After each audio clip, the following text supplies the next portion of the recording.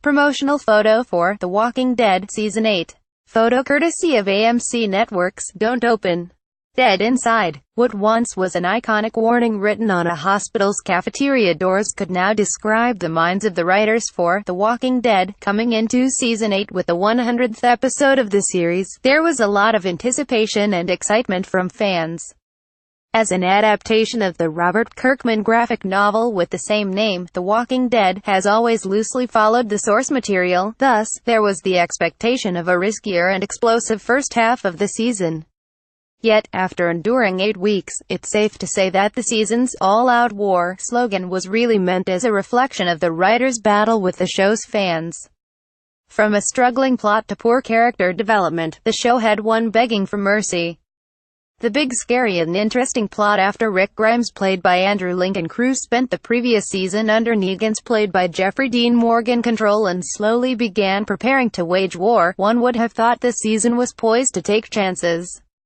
However, this notion was quickly thrown away following the painfully missed opportunity Rick had to finally take out his enemy in the opening episode. From that moment on, a signal was sent alerting one to the fact that the first half of the season would fail to meet expectations. The 8 episodes consisted mostly of group-centric side quests that merely highlighted why binge-watching the show makes it more tolerable.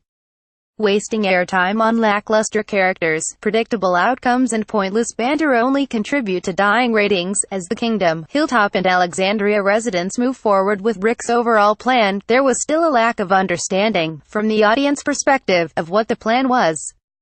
Is it really as simple as targeting the Savior's outposts and leading a horde of the dead to Negan's front door?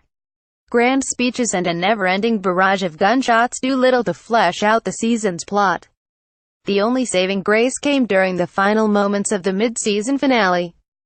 In that moment, as Carl, played by Chandler Riggs, removed his bandage revealing a bite, a shift was made in not only the show's tone but potential.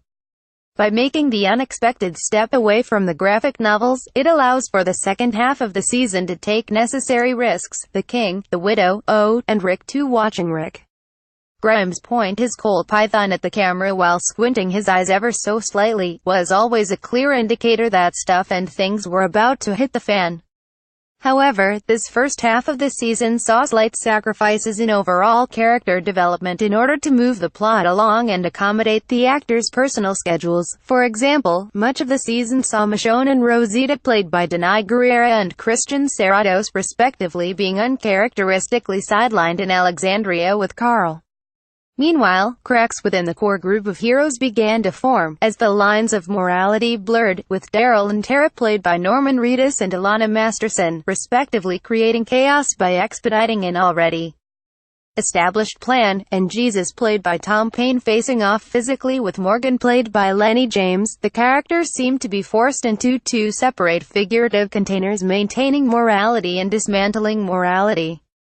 Speaking of containers, why does Rick continue to end up in a literal one? Nevertheless, as the lead character on the show, Rick was disappointingly used to photobomb episodes by showing up for a quick scene or two.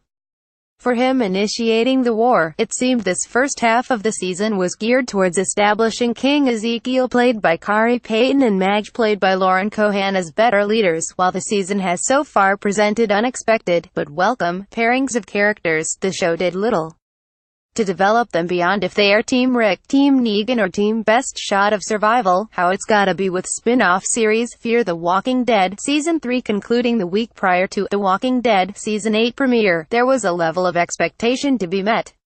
The once ridiculed spin-off has quickly transformed into a gripping and exciting mix of drama and twists, something its parent series is losing rapidly. While The Walking Dead continues to be a solid ratings getter, the series' content is quickly tanking what it could be.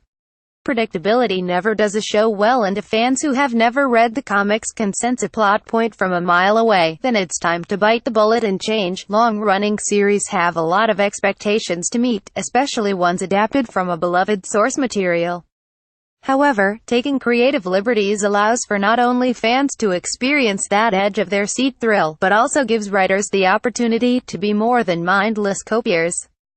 Moving into the second half of the season, one would hope to see bolder risks being taken. Killing off Carl is a major step in the right direction, even though he will be missed. Next, maybe have Negan take Rick prisoner or Maggie finally have her baby.